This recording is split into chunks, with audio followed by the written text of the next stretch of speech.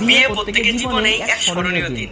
তবে দাদার এই স্মরণীয় দিনটিকে আরো স্মরণীয় করে তুলে বেড়া দিয়েছে।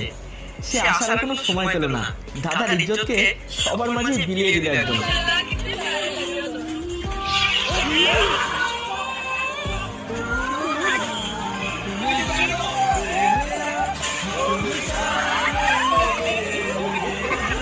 বৌদির পোশাক পরে একদম রোমান্টিক মোডে চলে গেছিল দাদা। তবে মাঝপথে যেমন কেলেঙ্কারি ঘটে যাবে তা ভাবতেও পারেনি। বেচারা লজ্জায় মুখ দেখাতে পারলো না।